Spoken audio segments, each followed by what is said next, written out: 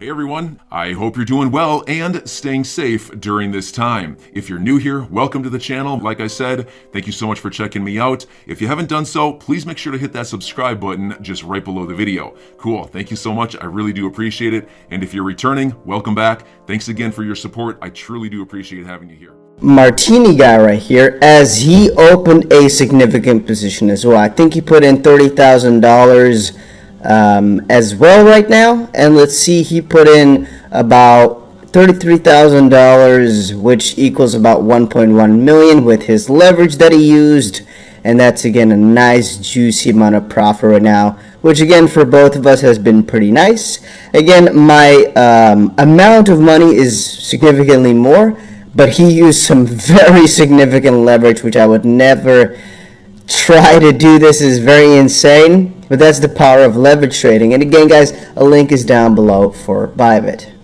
Yes, again, a link is always going to be down below for Bybit, and that's the exchange you use for leverage trading. Here's, for example, our YouTube account. You can quickly see how this one is doing as well. I don't think it's doing too well, but you can see our Bitcoin trade is in about 10% worth of profit. Our XRP trade in about 170% worth of profit. And remember, guys, this is the account where I basically only trade when we're doing live streams.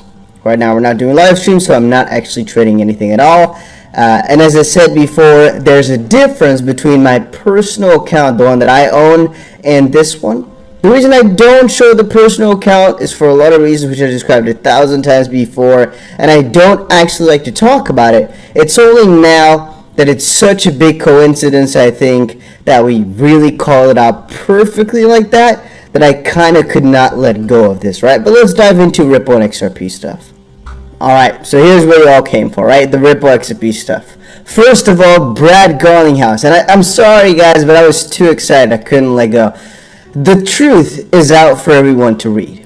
What we see is that the SEC waited 8 years to decide they disagreed with this analysis, decimating thousands and thousands of XRP holders who they purport to protect in the process. So much for being mission driven. The conclusion of these now public 2012 memos is clear. XRP do not constitute securities, yada yada yada. I just want you all to remember, right now is one of the most critical points in my own opinion to buy and hold from this point on forward XRP, mostly because now it looks to be set in stone that we're basically going to be winning this. And again, the CEO is saying it, but most of the guys are saying it. Everything right now is on the table. And it is just a really, if you ask me, right, not financial advice, my own opinion, small probability that the SEC can come up with such a strange new narrative in which Ripple would all of a sudden lose. At least if you ask me, I don't really see the chance of that happening anymore. It's just. Then again, right now, the most important decision is happening too. Check it out. Ripple SEC lawsuit. This might be the biggest decision for XRP per John Deaton. He said over on Twitter, Judge Netburn's decision on the motion for reconsideration, which again is to just basically rethink a choice that you've made, will be the biggest decision in the Ripple case. I say this because I don't believe the motion to strike the fair notice defense is a significant one because the judge isn't deciding. With response to Ripple, I don't know what WR. Alright, so it could be whatever, could be with respect. WR Ripple had fair notice, but only WR it can argue it. With respect, it can argue it, or with reason. There's so many different things that WR can mean. Maybe there's one in the legal, jargon that it always means, but I honestly do not know. I think we have the tweet open here as well. We have it open here. It's a thread.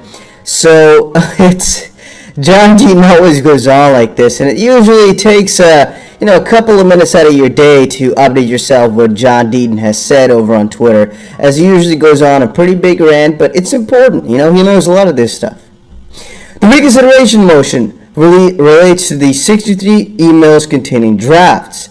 in comments regarding the Hinman ETH is no longer a security speech. The final version of the speech discusses both Bitcoin and ETH. The final version does not refer or mention XRP. XRP consistently battled ETH for the number 2 crypto behind Bitcoin. In January 2018, 6 months before the Hinman speech, XRP hit an all-time high above $3, making it the world's second largest crypto. What are the chances of XRP not being raised at all in any of the 63 emails? What are the chances that at least one person in the email chain brought up XRP? One person in the email chain could have posed a very reasonable question such as, what about XRP? Now, when someone understands how ETH was created and utilized and how XRP was created and utilized, it becomes very logical to ask. For example, attorney Wendy Moore, a partner of Perkins Coie, a law firm very knowledgeable of both ETH and XRP, asked that very same question right there, a little bit ago. To be blunt, once you understand both ETH and XRP, it's impossible not to ask that question. Joseph Grundfest, who helped the ETH founders, explained that this to the SEC in December of 2020. The Perkins Coie lawyers who advised both platforms raised the same question. It's fair to assume that XRP was brought up in one of those emails, and we know that on June 13, 2018, a memo analyzing XRP was a security who had been completed and did not recommend enforcement. If true, the mere fact that XRP was mentioned in the email is exculpatory. If Judge Netburn ultimately rules that the emails must be turned over, it is huge. Don't forget, even if the SEC persuades her that the emails are covered under the DPP, she can still pierce the privilege and order the documents produced. If she rules the emails privileged but orders the SEC to produce them still, it means XRP is referred to and or the evidence is indeed exculpatory. If judge believes evidence is exculpatory and Ripple has no other means of obtaining the evidence, she will pierce the privilege. If she overturns her previous ruling and decides the emails are privileged but doesn't pierce the privilege, the emails, although helpful to Ripple, are likely not as big as we perceive. The reconsideration will be the biggest decision in the case, short of dispositive motions. Ooh, right? Ooh. Okay. So, that is pretty juicy. Somebody asked what's the exact date for this. At the end of the day, I don't think we know when the result's gonna come out. The 24th is...